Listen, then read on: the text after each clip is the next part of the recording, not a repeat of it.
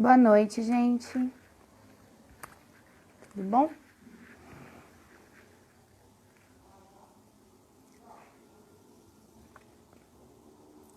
A gente vai dar sequência às lives sobre o Enem. Não sei se meu áudio tá nítido. Se não, vocês me avisem, por favor. E hoje a gente vai conversar com o professor Rafael.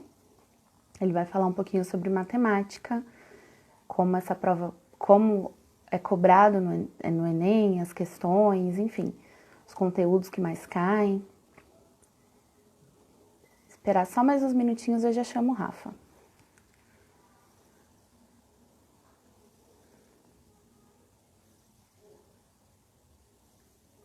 Ai, Paloma, que saudade.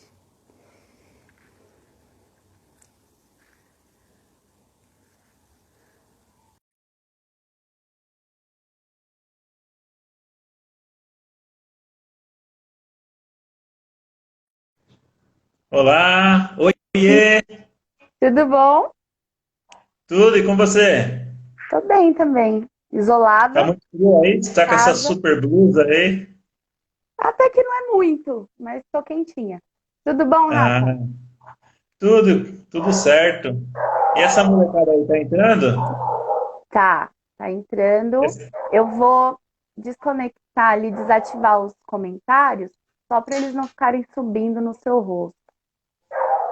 Aí Ah, depois não, mas eu. pode deixar nos comentários ali, eu não me incomodo não, que aí eu fico vendo também. É que eu acho que fica mais nítido, porque a gente deixa salvo depois. E aí, da metade pro final da live, a gente libera de novo para eles mandarem dúvidas. Ah, então tá bom. Que eu não Bom, conheço, é a minha primeira live no Instagram, você acredita? é minha segunda. É sua segunda? Acho que O que que a terceira, né? quarentena não faz? Pois é. Bom, Rafa, se apresenta aí, fala um pouquinho de você. Não sei se a gente Bom, tem convidados que não são da escola. não sou da escola, é isso que você está querendo dizer? Não, tem gente assistindo que não é bobo. Tô brincando. Bom, meu nome é Rafael, Rafael Dombrauskas, né? O nome todo aí, descendente de lituano, enfim. Sou professor de matemática, sou professor desde os meus 18 aninhos. 18 aninhos de idade já estava em sala de aula, Tati. Você Faz, acredita? faz pouco tempo, uns 2 anos. Fui estudante também de escola pública. Eu estudei o ensino médio no Colégio Caram, Aparecido Gonçalves, né? É um colégio ali atrás do Hospital do Campo Limpo, Olha né? que delícia. Ele e o Leopoldo Santana, eles ficam dividindo muitas vezes quem é um dos melhores colégios da Sul 2, né? Nós temos um professor de matemática no período da manhã, o Ivan, que Que é trabalha vice lá, né? como vice no Caram. Gente boa, Ivan, eu gosto dele pra caramba. Gente boa, boníssima. Aham. E, enfim, e aí eu fiz matemática, né? Porque eu achava que era a matéria mais fácil, né? Ainda continuo achando. Meu Você não Deus. gosta, né, Tati? Não é que eu não gosto, eu não domino. Eu acho que quando Você a não gente não domina. entende, não tem facilidade com a disciplina, a gente acaba taxando, eu não gosto. Eu até É, gostaria, se eu entendesse, eu acho que eu ia gostar. não, mas isso daí tem tudo a ver. Quando eu vou falar um pouco, quando eu for falar um pouquinho de questão de rotina de estudos, escola, cursinho, vou entrar um pouco nessa questão também, né? Bom, aí eu prestei o Enem na época, né, da escola, do ensino médio. Para minha surpresa, eu passei. Eu tinha uma autoestima baixa, né? E acabei passando, fiz a minha graduação pelo ProUni, né? Uhum. E aí mais para frente, aí entrei no estado também nesse tempo. Depois resolvi fazer um curso de mestrado, porque eu achei que eu poderia melhorar um pouquinho. Aí fiz um curso de mestrado na USP. Não, eu não fiz com bolsa, né? Digamos assim. A bolsa que eu fiz foi um salário que eu ganhava na época também, que me ajudou, deu subsídios, né? Uhum. E é isso. Trabalhei, trabalhei praticamente a minha vida inteira, desde meus 18 como professor, não me vejo fazendo outra coisa, né? Talvez eu voltaria da festa de palhaço ou até mesmo trabalhar em restaurante, que eu acho que é as outras duas coisas que eu sei fazer. Você trabalhou um E tempo na há casa uns, do Zezinho também, né? Na casa do Zezinho, eu trabalhei como educador de números e tecnologias, dei aula de robótica, dei aula de informática lá, física, química. Também Legal. trabalhei em 5 anos num colégio particular chamado Jesus Maria do Zé. Sou, também trabalhei como professor universitário por curso de engenharia, né? Hoje eu estou fazendo algo diferente, né? Então eu estou igual a Tati, né? Eu entrei para a parte de gestão um pouco, né? Acho que Hum, alguns de vocês já devem ter visto, né? Ou se não viram, tá aí a minha carinha no Centro de Mídia de São Paulo, né?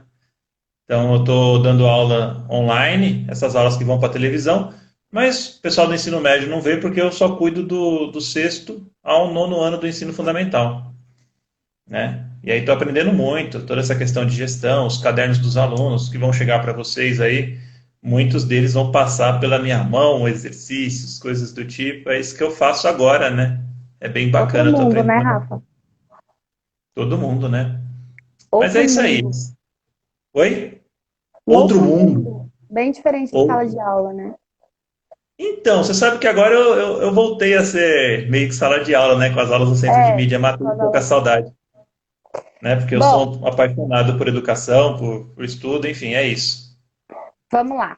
Falar do que mais interessa. É Enem. isso aí. A Bom, matemática no Enem. beleza. Acho que a primeira coisa que a gente tem que entender é por que que eu devo fazer o Enem, porque é importante fazer o Enem, né? É claro, para avaliar se o que você aprendeu, isso é super importante, né? Eu gostaria de saber se eu realmente aprendi tais coisas, né? Mas o principal é que o Enem é o vestibular único, né? Então, assim, quando eu digo vestibular único, é que ele coloca você em instituições públicas, instituições privadas, e ele coloca você, inclusive, também em instituições fora do país. Então é muito louco, né? Eu costumo dizer que quem não faz a inscrição do Enem perde uma excelente oportunidade. Inclusive, hoje é o último dia, né? O último Isso. dia para inscrição do Enem, Prorrogaram né? o prazo e hoje é o último dia.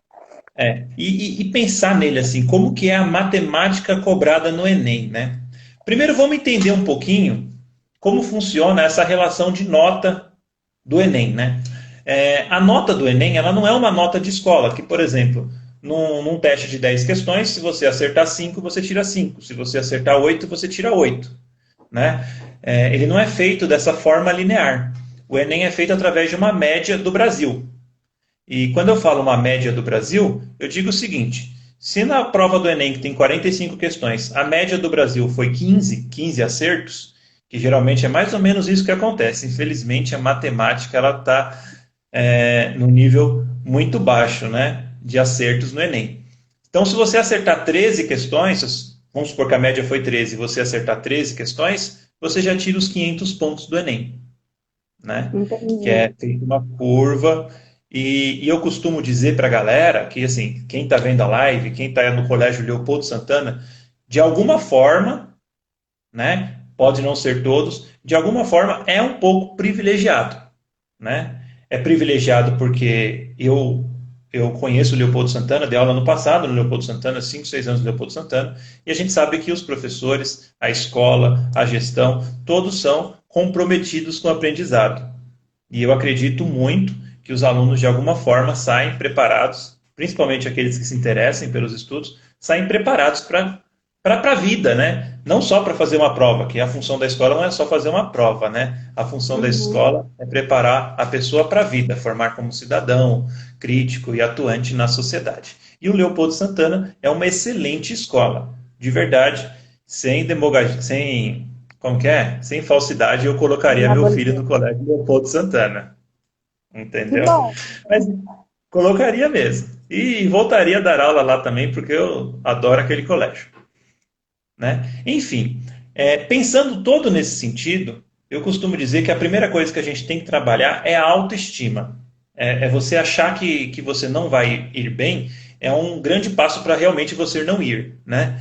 Então, assim, tem uma frase que eu costumo falar, que enquanto a gente acha que a gente está ruim, pode pensar que tem muita gente pior do que a gente, né? Então, como o Enem é feito por média, eh, você pode ir muito bem no Enem sem saber que você achando que você vai mal, né? E aí, pensando nesse sentido, não deixem de fazer a inscrição, né? Porque você pode ter uma surpresa com essa nota e falar assim: opa, tamo junto. Tá bom? Agora, falando da matemática em específico no Enem, a matemática, ela tem um sobrenome no Enem, né? Não sei se vocês percebem, né? A matemática, ela carrega não só matemática no Enem, ela carrega matemática e suas tecnologias. E pensando nesse sentido, muitas questões do Enem são relacionadas à tecnologia, o uso da tecnologia. A tecnologia não é exatamente apenas o computador, né? Uhum. A tecnologia é tudo que envolve a natureza que você possa construir, que você tem mecanismos, né? Seja ele tecnológicos, a caneta, por exemplo, é uma tecnologia, enfim. Mas tudo que envolve no nosso dia a dia. E o Enem, ele pega muito nessa questão do dia a dia. São muitas questões práticas que você vê realmente no dia a dia. Recentemente, no Centro de Mídias, estava resolvendo uma questão do Enem, uma questão recente, o Enem de 2018, que falava sobre a fila, né, para você passar sua bagagem no aeroporto.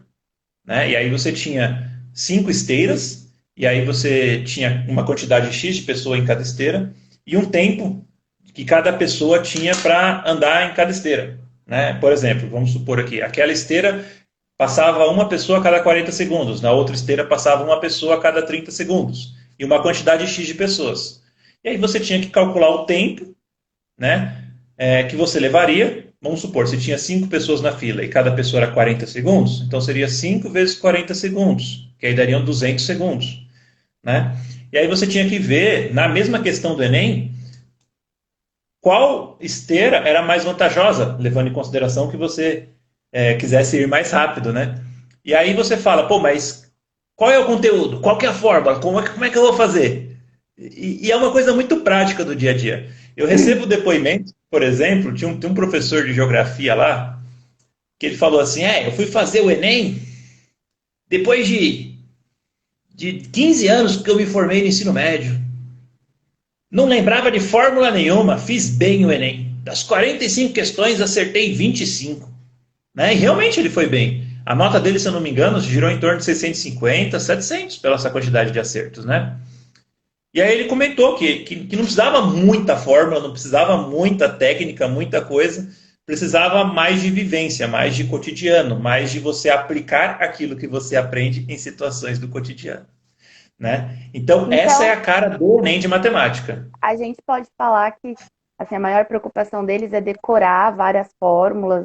A gente recebeu algumas questões aqui, se ele precisa saber regra de três, por exemplo, para resolver as questões.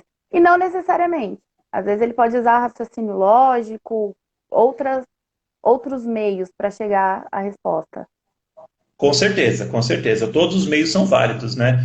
Por isso que em minhas aulas eu sempre olho para a resolução de cada aluno com carinho, né? Tendo em vista que ele pode ter feito de um jeito sem usar a fórmula, né? Que pode, enfim, levar, né? A resposta que é super válido. No E meu aí, Enem, pensando... Ah, eu lembro que tinha uma questão em matemática, eu sempre fui péssima em matemática, eu reservei um tempo curto da prova para fazer do dia para fazer matemática, porque eu sabia que não ia, eu preferi me dedicar ao que eu tinha mais certeza que eu ia conseguir. E tinha uma questão, eu nunca vou esquecer, era pessoas sentadas numa mesa e eles queriam saber quem é que estava sentado do lado de ciclano. Então tinha várias possibilidades, né? E quando eu trouxe a prova para casa, e na segunda-feira que eu fui levar para os meus colegas, eu vi que todos tinham feito cálculos, tinham feito contas, e eu desenhei a mesa na prova. E coloquei todo mundo sentadinho e acertei também. Então, isso daí é fantástico, Tati. E você ainda tem uma vantagem, né? Porque você é de português, né? De letras, né? E acredito que você deve ter uma parte de interpretação muito apurada, né? Mas pensando nisso, essa parte de degustação da prova, você encarar a prova de uma forma degustativa, eu digo assim, ele fala um quadrado de lado 3 no exercício. Eu desenho o quadrado de lado 3. Eu sou professor, mas para eu resolver, né, eu preciso desenhar o quadrado de lado 3. E aí nós temos um problema, que aí é um comportamento, né, de uma geração, que inclusive sofre de uma doença chamada SPA, que se chama Síndrome do Pensamento Acelerado. Por exemplo, você está no Instagram, aí aparece, vamos supor, em 1 minuto, você consegue ver em volta de 30 imagens no Instagram. E aí, quando você senta para se concentrar durante 4 horas e meia para a realização de uma prova, a concentração ela se torna algo difícil, né? E Sim. aí você tem lá numa questão lá um enunciado, e muitas vezes você quer ler o enunciado de forma dinâmica, e alguns alunos confundem o fato de ter alternativa e dissertativa, né? O fato de ter alternativa é só marcar um X, e aí fica na cabeça dele, é só marcar um X, eu marco um X, vamos ver se vai dar certo, e aí ele acaba se dando mal. E eu ainda digo mais, o Enem ele vem se melhorando, né? Isso daí serve para todas as disciplinas, né? Ele vem melhorando todos os anos, e ele criou um mecanismo que se chama teoria de resposta ao item. E essa tecnologia é super válida. Isso significa o seguinte, ele consegue, de alguma forma, identificar o aluno que chuta. É muito louco. É muito louco como é que ele faz isso. E como que eu vou explicar para você? Vamos supor, você tem uma questão de matemática, que caiu no Enem, acho que de 2018, que falava sobre uma rampa, que existe uma legislação, que você não pode colocar uma rampa muito íngreme, né, numa construção civil, e que você tinha que saber se essa rampa precisava aumentar ou diminuir. E no enunciado estava claro que essa rampa, ela precisava o quê? Ela precisava, eu costumo dizer assim, aumentar, né, deixar ela mais plana, né? Então, no caso, você teria que aumentar a altura da garagem, né? Então, você aumentava a altura da garagem e deixava ela mais plana. Bom, que bacana. Isso eu entendi sem fazer cálculo nenhum. Só que das 5 alternativas que tinha, você tinha uma alternativa, 2 alternativas ou 3 que falava assim, que teria que diminuir o tamanho da garagem, né? Só que não fazia sentido. Como é que uma pessoa vai falar assim, eu vou diminuir a garagem, né, para aumentar mais a inclinação da rampa, né? Digamos assim, se eu aumentasse a inclinação da rampa, é porque antes já estaria certo. Então, é um trabalho desnecessário, né? Bom, pensando nesse sentido, o que o Enem faz? O cara que chuta, o cara ele não tem discernimento. Ele nem leu o exercício. E aí o que vai acontecer? Ele vai marcar essa alternativa. E aí ele não pontua. E ele não pontuando, isso vai para a conta dele depois no final da questão. Agora, se o cara errou o cálculo, por exemplo, ele teria que aumentar em 1 metro, ele teria que aumentar em 2. Se o cara marcou, ele teria que aumentar em 1 metro, e a alternativa certa era que ele teria que aumentar em 2, né? Ele errou da mesma forma, só que ele teve o meio certo. Então, Ele existe o quê? entendeu o que a questão pedia. Ele entendeu o que a questão pedia. E isso daí foi um pedido que aconteceu das universidades que estavam recebendo alunos que não tinham condições, né? Como que a universidade ia receber um aluno que chutava na prova? Então, as universidades estavam recebendo alunos péssimos, né? E o principal não era nem que os alunos eram péssimos, é que eles desistiam do curso, porque era muito difícil para eles, porque eles não estavam minimamente preparados. E esse minimamente preparados é que eles não sabiam nem estudar. E aí criaram esse mecanismo, onde, por exemplo, sempre em 5 questões, você tem uma certa, uma meio certa, uma meio certa e 2 nada a ver. E o cara que chuta nessa prova, o cara tira uma nota menor. Ô, Rafa, então a gente pode afirmar que o você ir bem na parte de matemática também tem muito a ver com a forma com que você interpreta aquele Perfeito. enunciado, com que você entende.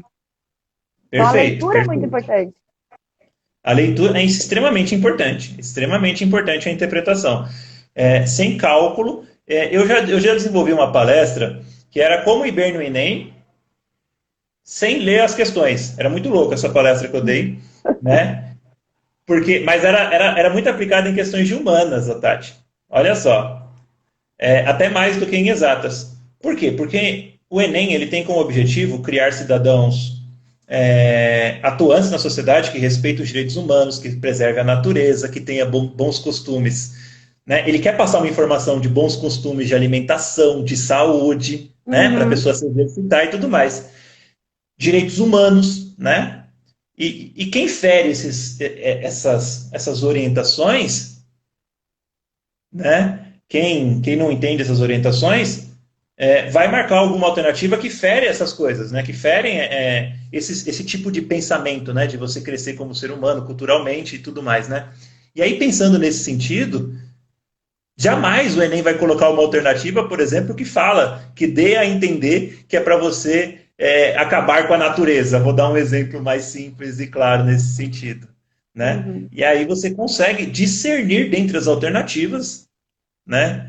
Qual você Quais deve alternativas eliminar? que não tem nada a ver, né? Aí você costuma dar um chute mais preciso, né? Que eu costumo chamar, entendeu? Ô, Vamos falar um Rafa, pouquinho da matemática do Enem, vamos, era isso que eu ia te dos perguntar. conteúdos, né? Porque, por exemplo, em literatura, a gente sempre tem, tanto no Enem como em outros vestibulares, aqueles clássicos literários que sempre caem. E alguns conteúdos gramaticais que também sempre caem. Em matemática e as suas tecnologias, Sim, provavelmente é a mesma coisa. Quais são os sim. conteúdos que mais Mais aparecem? importantes. Então, a matemática ela é dividida em três grandes áreas, né? Ela é dividida em números, geometria e relações. Isso é o que a gente Uhum. utiliza no nosso currículo atual, né? Que também, de certa forma, é cobrado no Enem. Só que essas três grandes áreas, elas também são subdivididas em grandes conteúdos ou grandes tópicos, né? E aí eu costumo separar, eu vou primeiro separar de uma forma mais precisa, né? Que é um estudo que foi feito com questões do Enem dos últimos anos, né? E as questões que mais caíram, né? Por exemplo, um grande, um grande conteúdo que cai bastante no Enem é a geometria. A geometria é algo que está presente na nossa sociedade em todos os lugares, e o Enem, por ser uma matéria também focada no cotidiano, entra em geometria. O ensino médio de geometria, infelizmente, Tati, com o currículo que nós vivemos hoje, ele é muito fraco, Bem né? Eu, pobrinho. eu, eu digo assim, até pela divisão. Até o aluno que entendeu muito bem as matérias do ensino médio, a parte de geometria ela é muito fraca no ensino médio. Porque a geometria plana, ela não é trabalhada, olha que doideira, ela é trabalhada só nos anos finais do ensino fundamental, e quando chega Uhum. no ensino médio, ela é trabalhada em um único momento. A geometria espacial e plana, eu estou resumindo porque são as que mais caem, né? Ela é trabalhada apenas no segundo ano, no terceiro bimestre. É onde é feito geometria espacial. Então, em 3 anos, eles veem isso em um bimestre. Eles veem sim um bimestre, eles veem bastante também nos anos finais dos anos do ensino fundamental, só que é uma lacuna muito grande, né? É um espaço muito grande que você tem, onde você não vê bastante. E geometria eu divido em duas perguntas bem simples, né? Que caem bastante. É qual é a área e qual é o volume. Então, assim, é um tópico muito importante. Qual é a área? Então, nós temos área de triângulo, de quadriláteros, nós temos área de pentágono, de hexágono, de octógono, de todas essas figuras. Nós temos área de círculo, né? É incorreto falar área de circunferência, né? Área de círculo, né? Nós temos área de círculo. E volume, nós temos o volume dos prismas, das pirâmides, né? E da esfera, né? Então, assim, cai bastante. Tem exercício do Enem que fala da taça de vinho, da taça de Ô, vinho não, né? Não Rafa, sei. Não é tão correto. e assim, se eles veem isso só em um bimestre durante esses 3 anos, o que que você aconselha, o que que você sugere para eles se prepararem melhor? Bom, Videoaula, algum bom conteúdo complementar? a primeira sugestão que eu dou é um aluno que quer iniciar o estudo do zero do Enem, né? Talvez até alguém que queira otimizar o seu estudo, é pegar uma prova anterior com resolução, né? Uhum. E fazê-la. E fazê-la, reescrevê-la, para que você tenha noção de como cai as questões do Enem. É super bacana, porque eu passei uma vez isso para um aluno, né, que ele soltou essa pergunta para mim. Eu falei, faz o Enem passado. A visão do aluno nas próprias aulas de matemática que já existiam mudou. Mudou. Por exemplo, hoje teve uma aula no Centro de Mídias do segundo ano, uma aula sobre função trigonométrica, né? Sobre período, né? Amplitude e tudo mais. Bom, vou jogar o verde com vocês. O Enem não vai perguntar qual é o período da função trigonométrica, ele não vai perguntar qual é o máximo, qual é o mínimo. Ele vai jogar uma situação problema em cima dela. Então, por Uhum. exemplo, ele vai fazer uma comparação, né, com o aumento, vamos dar um exemplo bem típico, o aumento da maré no decorrer do dia. Né? Não sei se vocês já observaram, a maré, conforme vai passando o dia, ela vai abaixando, vai subindo, né? E aí ela está tendo uma altura, e essa altura em relação ao tempo, e aí você forma uma função trigonométrica. E aí o cara ele vai olhar para essa aula e vai ver que essa não é uma aula focada para o Enem, digamos assim, né? trabalhando o seco da matemática, digamos assim, a parte conteudista da matemática, né? O Enem, ele pega, eu costumo dizer, a nata, aquela parte gostosa, aquela parte aplicada da matemática, diferente da FUVEST, mas nós A estamos parte falando de Enem. gostosa é ótima. Não, mas é muito louco, Tati. Você sabe que quando você associa a matemática a situações práticas, é claro que tem situações, eu vou ser sincero com você, que é muito difícil você associar uma situação prática, né? Vou dar um exemplo: geometria analítica. Geometria analítica, ela tem uma aplicação, aí você fala assim, não, você tem o farol do carro, você tem antena parabólica, você tem elipse, que é o formato do céu. Mas você tem que viajar muito para você, no seu cotidiano, entender esses conceitos. Então, por isso que, por exemplo, geometria analítica, que é do terceiro ano, que é a matéria que vocês estão estudando agora, é uma matéria com pouca probabilidade de cair, pela falta de sua aplicação direta no cotidiano. Entendi. Então, Então, esse é um fator crucial que o Enem costuma utilizar. geometria, o que mais? Bom, antigamente, antigamente existia um, antigamente existia um tópico, pessoas que falavam assim: ah, para matemática eu só preciso saber regra de três para passar na prova, né? Ah, você já ouviu esse termo já, Tati? Já. De professores, Já, né? inclusive. De professores. Bom, você tem que tomar muito cuidado, né? Quando você fala assim, é só preciso saber regra de três, né? Porque aí você minimaliza e esquece as demais coisas. É porque quando a gente fala de regra de três, a gente está falando do quê? De proporcionalidade. Quando a gente fala de proporcionalidade, a gente está falando de progressão aritmética, que já é muito importante. Então, quando a gente fala regra de três, tem outros conteúdos que são de suma importância que estão por trás do simples termo regra de três. Que eu Uhum. chamo do quê? A regra de três, ela entra em progressão aritmética, função do primeiro grau, né? Entra em geometria analítica, e até mesmo, em alguns casos mais precisos, talvez até em exercícios simples de gráficos e tabelas. Então, assim, regra de três é importante? Ela entraria como meu terceiro tópico aqui. Né? O primeiro seria geometria, regra de três é o terceiro tópico. Só que eu mudaria de nome, eu chamaria de escala, razão e proporção. Né? No ensino médio, ele é visto em alguns momentos. Ele é visto no primeiro ano, durante o primeiro e o segundo bimestre. E no Uhum. terceiro ano, durante o quarto ou terceiro bimestre. No terceiro ano, terceiro bimestre. Eu até critico um pouco, e assim, o jeito, o currículo, né? Como ele é feito. E olha só, estou tendo a oportunidade agora, da onde eu estou trabalhando, né? De criar e debater sobre um novo currículo do ensino médio que entrará em vigor no ano que vem para os alunos do primeiro ano. Né? Vocês que estão no ensino médio não apresentaram, não terão essa oportunidade de conhecê-lo, né? A não ser se vocês repetirem de ano, né? Mas aí fica a dica para vocês. Melhor não. Enfim, e aí, o que é passado no ensino médio tem uma lacuna de conteúdos que você fica lá, que você fala assim, eu vejo uma coisa, aí eu não vejo mais até o final do curso. Você vê com uma outra pegada, né? Mas você não tem aquela continuidade, é sempre um intervalo muito longo. Que nem eu falei, a geometria, plano espacial, você só vê um momento do segundo ano do ensino médio, né? E a ideia é que aconteça o seguinte, que no mesmo caderno do aluno você veja 3, 4, 5 tipos, né, de conteúdos, cada um com seu nível de dificuldade, é claro, não, a ideia não é sobrecarregar ninguém, né? Mas que não cria essa lacuna e você consiga fazer essa relação de conteúdo de uma forma bem bacana.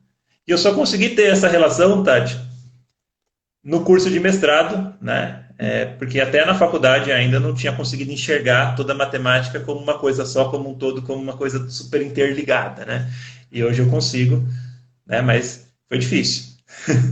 Enfim, e aí pensando nesse sentido, a geometria entra, aí eu falo, né? Já que você já tomou regra de três, é a questão da regra de três, né? Aí eu entro em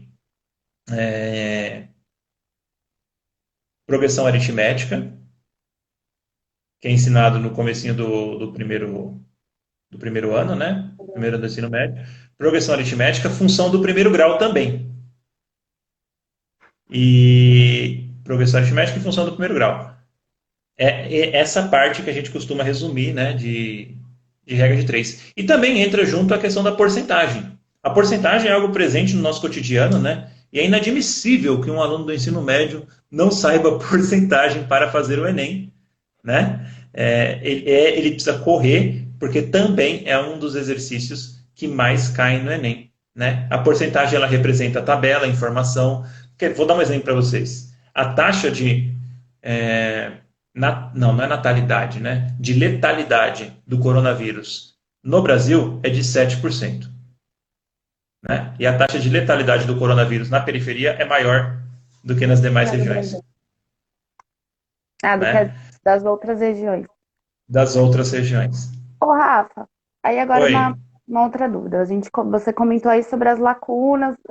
A gente que trabalha numa escola só com ensino médio, quando pega primeiro ano, primeira série, né, que eles estão chegando, a gente percebe que realmente eles têm muita dificuldade, eles têm muitas lacunas, muitas coisas que eles não aprenderam nos anos finais.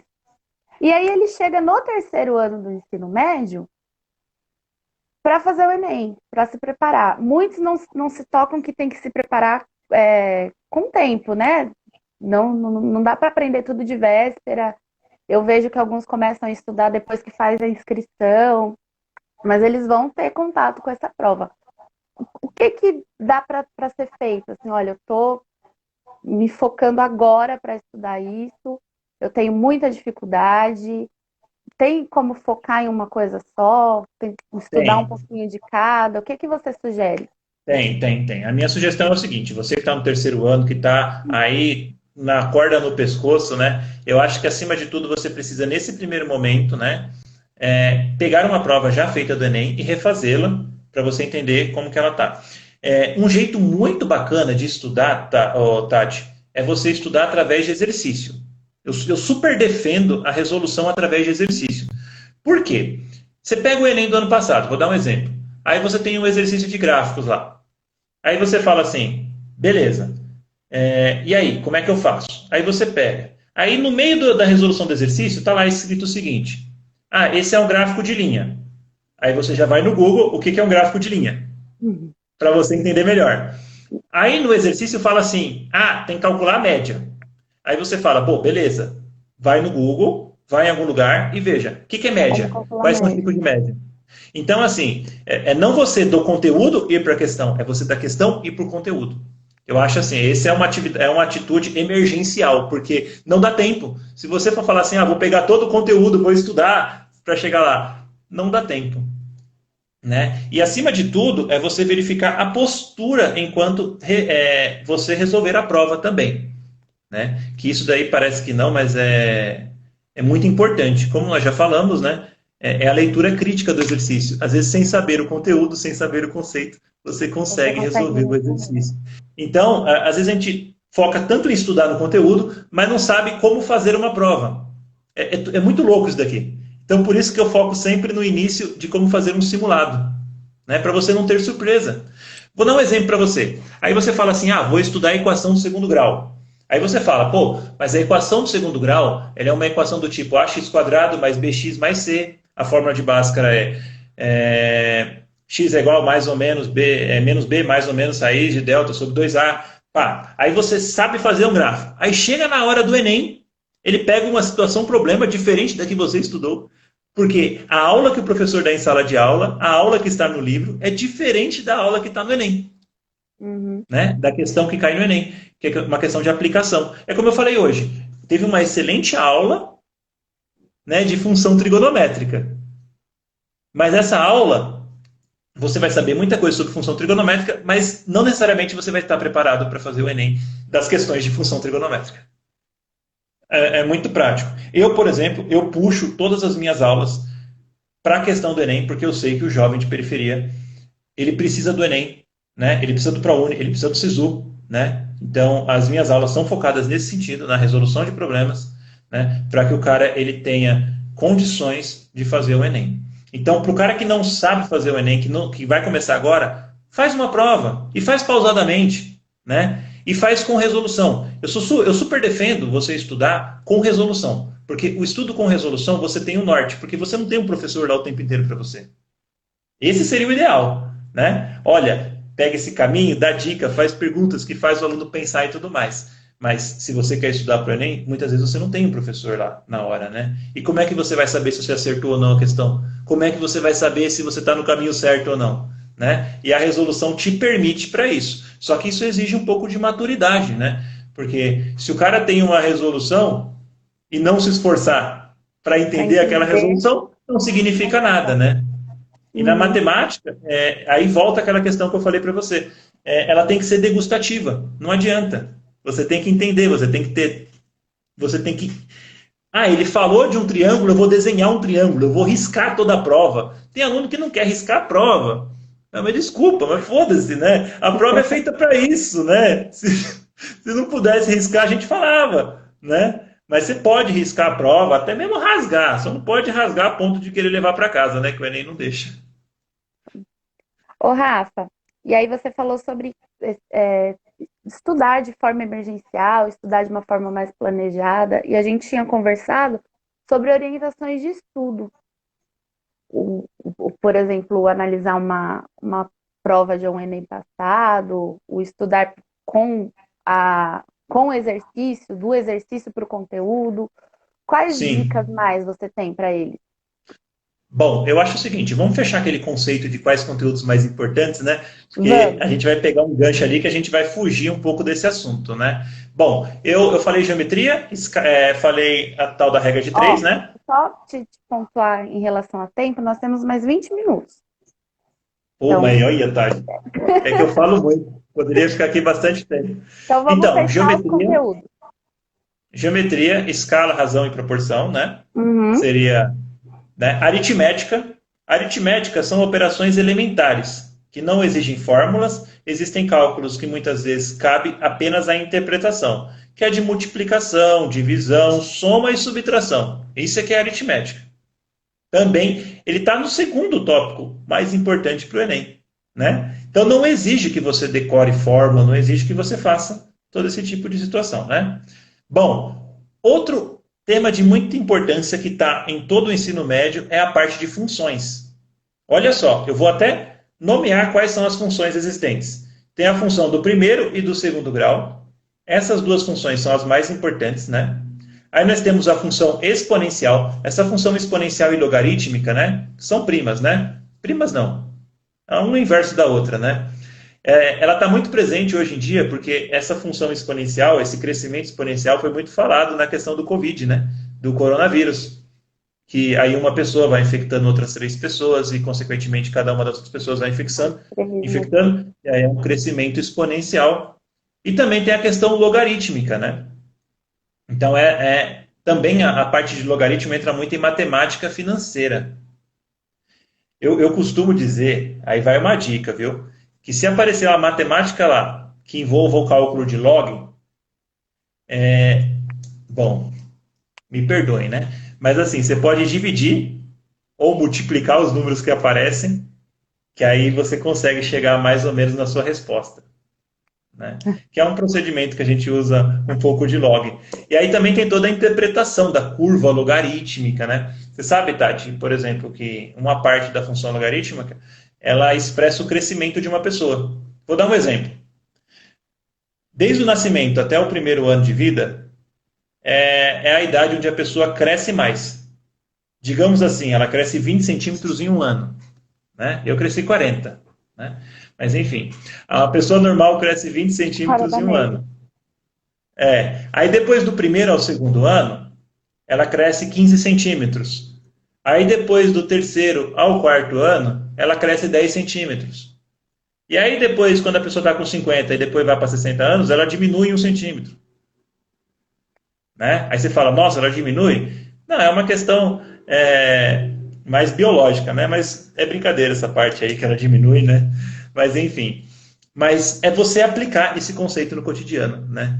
Por exemplo, existem inúmeros casos que a função do primeiro grau, que a função do segundo grau, que a exponencial e que a logarítmica, elas expressam determinada situação do cotidiano. E o Enem, ele resgata essa ideia e faz uma questão para você ver se você entendeu. E muitas vezes na sala de aula, o cara ele só fala assim, esboce o gráfico da função f de x é igual a tal, tal, tal. Aí o aluno fala, Beleza, como é que faz, professor? Aí o professor explica, o aluno entende. Beleza. Ele aprendeu? Não. Por quê? Porque você relacionar com coisas do cotidiano é o jeito certo de você estudar para fazer a prova do Enem. Bom, e é para a vida também, né? Porque você relacionar algo com o cotidiano, né? Bom, aí você tem funções, eu falei que eram cinco, né? Só falei quatro, né? Primeiro, segundo, exponencial, logarítmica e trigonométrica. Falei a última porque ela cai mais pouco. Essas quatro primeiras caem mais, né? Aí tem uma outra parte que é de suma importância, é gráficos e tabelas. Aí, Tati, vamos pensar um pouco sobre a informação, né? Né? Jornal, revista, internet, tudo isso daí. O cara ele precisa para a vida dele saber ler, por exemplo, um gráfico informativo. E esse gráfico informativo, e muitas vezes ele vai estar descrito através do quê? De gráficos e tabelas. Tabela. Então o cara Mais tem que saber ler. interpretação. E esses exercícios, eles são os mais fáceis do Enem, que ele quer saber, por exemplo, em que ano houve o maior crescimento. Aí você vai olhar para a reta e vai falar, pô, esse ano teve um maior crescimento, né? E aonde você vê isso no ensino médio? Você vê isso em estatística, que é passado no terceiro ano, no último bimestre. Eu lembro que eu, o Mário, a gente se organizava e falava o seguinte, vamos mudar a matéria do quarto bimestre no terceiro, porque estatística é um dos conceitos mais importantes, né? Eu tenho certeza absoluta que vai ter uma questão lá assim, dado o gráfico abaixo, responda. E eu também tenho certeza que vai ter uma questão assim do tipo, qual é a média? Qual é a mediana? Qual é a moda? O gráfico que melhor representa. Então, isso é um conteúdo importantíssimo, que é estatística, gráficos e tabelas. Também você não pode deixar de aprender. Inclusive, estatística é uma matéria que vai em qualquer faculdade que você for estudar. Aí você fala, eu vou fazer letras. Você tem uma disciplina de estatística. Acho que você teve, né, Tati? Ou não? Estatística, não. Você fugiu? Eu não pude escolher minha grade. Não pode escolher, Tive tô um ano de brincando. latim. Olha só. Teve um ano que tinha estatística? Não, tive um ano de latim. O De idioma, a latim. língua, latim. Mas Meu estatística, Deus. Meu não, Deus. pelo menos não me recordo. Não, é que eu lembro quando eu fui dar aula na universidade, né? Eu fui pegar estatística, aí tinha todos os cursos tinha estatística para lecionar, né? Então eu tinha uma turma lotada com 100 alunos, né? É doideira. E aí, eu tenho relato de alguns alunos que tiveram estatística comigo no ensino médio, né? E que falaram que quando chegou para a faculdade já sabiam quase tudo, porque é praticamente a mesma coisa, né? Então, assim, é importante você estudar estatística também, para quando você ir na faculdade não ter tanta dificuldade, né? Tem um outro assunto também, né? Eu estou elencando de. Depois vocês anotem aí, essa live vai estar disponível para vocês verem de novo, né? Um outro assunto importante também é probabilidade, né? A parte de probabilidade, eu acho que está no nosso cotidiano, né? A Você probabilidade, está eu falando calculo em probabilidade. grau de importância, Rafa, nessa Sim, ordem? sim, Tá. sim. Que mais cai, Probabilidade que também. aparece. É isso aí. Probabilidade é muito importante, né? Qual é a probabilidade do lançamento de uma moeda de cair cara, né? 50%, enfim, né? Ele está presente em muitos eventos. Tem uma frase de um amigo meu, não sei se ele vai assistir isso daí, né? Que ele fala assim que é muito menos sorte do que a gente imagina. Então a gente acha que tudo é sorte, né? Vamos dar um exemplo. Fulano chegou até aí. Ele chegou até aí por causa de sorte, né? Mas enfim, ele aumentou a probabilidade de sucesso. Como que ele aumenta a probabilidade de sucesso? Vamos pensar em passar no Enem. Como que você aumenta a sua probabilidade, a sua chance de passar no Enem? Se dedicando mais aos seus estudos, Estudando. estudando, né? Então você tem probabilidade e a probabilidade vem junto com a análise combinatória. A análise combinatória é uma matéria que é ensinada. Eu adoro, eu amo de paixão ensinar tanto análise combinatória e probabilidade porque a aplicação no cotidiano é incrível. Ela é ensinada no terceiro bimestre do segundo colegial. Deixe-me ver. Segundo colegial, terceiro bimestre. É terceiro ou quarto bimestre, se eu não me engano. Não, é terceiro. Eu tinha falado que geometria espacial era no terceiro, né? Não, geometria Isso. espacial é no quarto. Do segundo ano. E tudo do segundo ano, Tá. né? Geometria espacial é no quarto e análise combinatória no terceiro, né? E também é falado sobre probabilidade nessa etapa, né? Aí você tem sequências numéricas, né? É sempre aquela brincadeira, né? 1, 3, 5, 7, qual que é o próximo? Pô, 1, 3, 5, 7, estou falando os números ímpares, né? 9. Então o Enem ele gosta disso daí, né? Tem muitos memes também na internet, né? Que às vezes fala assim, qual que é o próximo termo, né? Qual que é o próximo ali, né? Aí ele coloca ali no Facebook, no Instagram, uma imagem, né? Aí você tem que achar qual que é o próximo, né? Então sequências numéricas é importante também. Números inteiros e números reais, né? Operações com números inteiros, os famosos números negativos, né? Também é bacana, né? Os números reais, aí entra todos os números, né? São os inteiros, os racionais, irracionais, né? Observe que eu não vou falar os números complexos, né? E nem estou falando geometria analítica, né? Porque são dois conceitos que até depois, mais para frente, acho que eles vão entrar numa área mais específica da matemática, né? Um que eu costumo de chamar de, não é nem eu costumo chamar o nome, é uma parte opcional que vai ter, né? Do novo ensino médio, né? Aí tem toda uma parte de trigonometria também, que é aquela relação seno, cosseno, tangente, e o bendito do Pitágoras é super importante, Que aparece. né? Uma vez eu estava vendo lá, Tati, a elipse, né? E a elipse, ela mostra o movimento de translação, né? Da Terra ao redor do Sol, né? E a elipse, né? Ela faz parte desse movimento espacial.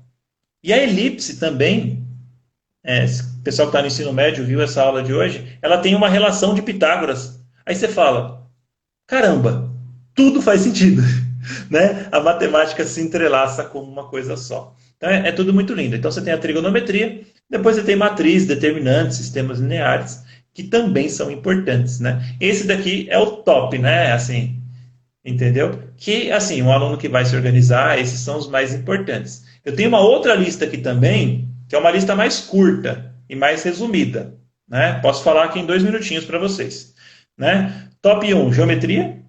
Top 2, aritmética. Top 3, regra de 3. Top 4, as funções. Né? E 5, porcentagem. Esse também é uma mais resumida, assim, né? Eu falei aquela um pouco mais específica, essa é um pouco mais resumida. Eles podem se focar nessas 5. Por exemplo, Né? quem está começando a estudar por agora tem um pouco Pode se focar menos nessas 5. tempo para se preparar, eles se focam nessas 5 principais. Nessas 5. No ensino particular, a gente fazia um esquema que era o seguinte, a gente terminava a matéria no segundo ano, digamos assim, no terceiro ano, em julho a gente terminava toda a matéria, e de julho para dezembro, né, a gente só revisionava tudo. E a gente revisionava no método pauleira, mais focado para o Enem, né, através de questões, fazer isso tudo, né. É por isso que algumas vezes eu vejo, assim, talvez, nesse sentido, assim, um bom aluno da escola particular e um bom aluno da escola pública, né, por essa revisão que ele fazia nos últimos 6 meses, eu vejo talvez o aluno da escola particular, que isso é meio padrão, né, até as editoras de apostilas fazem isso, um pouquinho mais preparados, porque eles têm essa revisão, e às vezes o aluno do ensino público, ele não tem essa revisão, né, ele não tem essa ideia, né, de que eu preciso revisar tudo, porque é normal, a gente acaba esquecendo, né. E tem um truque, Tati, pra gente não esquecer, né? Você sempre associar a alguma coisa, né? Eu vou dar um exemplo bem típico para você, né? Aqui está a minha casa, né? E ali tem uma porta, né? Não sei se vocês conseguem ver. Tem uma porta ali, né? Dá para ver. E acontece muito, né? De você, por exemplo, chegar aqui e falar assim, putz, será que eu fechei a porta, né? Quem nunca, né? Chegou aqui e falou assim, deixa eu lá conferir para ver se eu fechei mesmo a porta, né? E aí tem um exercício que a gente faz, é associar com uma outra mensagem, né? Aí já é um pouco de orientações para os estudos. O que é associar com uma outra mensagem? É você chegar que nem besta, cheguei na minha casa, ufa, né? Trancar a porta e falar para você mesmo, eu tranquei a porta. Aí você chega aqui e aí vai surgir a dúvida, é natural. Será que eu realmente tranquei a porta? E aí você vai falar, pô, mas eu falei que nem besta lá, né? Eu cheguei e falei, eu tranquei a porta. Bom, se eu falei eu tranquei a porta, é porque eu tranquei. E aí você não vai abrir a porta de novo. E matemática é isso. Quando você liga os conteúdos, uma coisa puxa a outra. E aí essa revisão, de uma forma geral, ela é importante para esse sentido. Para você dar liga e fazer uma coisa, ligar a outra, e você não esquecer o conteúdo, não esquecer tudo aquilo ali. E aí, quando você está estudando, pessoal, é um conselho, né, para a rotina de estudos. Tem uma parte da neurociência que diz que quando você escreve, você focaliza, você consegue memorizar ou entender ou compreender aquilo que você está fazendo de uma maneira muito mais simples. É significativo a escrita. Então tem muito aluno que assiste videoaula e acha que sabe porque ele assistiu uma videoaula. Só que esse assistir uma videoaula, o simples fato de assistir não significa nada. Vou associar uma maneira bem simples. Vamos supor que a gente queira aprender a jogar futebol.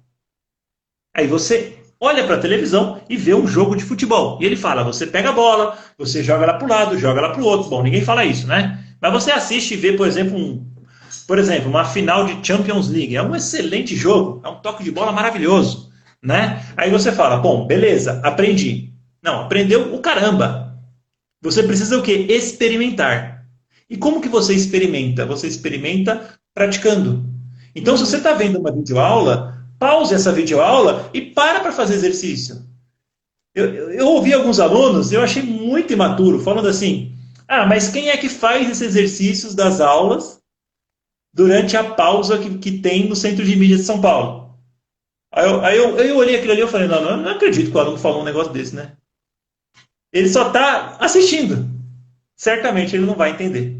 Né? É por isso a minha briga em sala de aula, né? Eu Quando costumo até. desligar a TV, tudo aquilo que ele ouviu e viu, você apaga. A mesma coisa acontece com a porta, como eu havia falado. Você vai voltar para ver que a porta tá trancada, você vai ter que analisar novamente, né? E aí você precisa essa parte da degustação. Então, parar, fazer exercício. E é muito difícil, Tati. Eu não vou negar para você que a parte da concentração, de você parar, de você fazer, é fácil. Às vezes você tem jovens que não têm, por exemplo, um espaço adequado para o estudo, né? Aí é muito complicado, né? E aí você se orientar para você se estudar demanda muita coisa. Eu costumo pensar o seguinte, vamos pensar em 1 hora de estudo. Nessa 1 hora de estudo eu aproveito de fato por volta de 40 minutos dessa aula de estudo. Por quê? É muito difícil. Vamos pensar comigo. Eu tenho 1 hora de estudo. Os primeiros 10 minutos você fica disperso. Mas é nessa hora que muita gente desiste, que fala assim, hoje eu não estou bom para estudar. Mas eu tenho certeza que se você manter, esse começo é difícil, é igual fazer redação.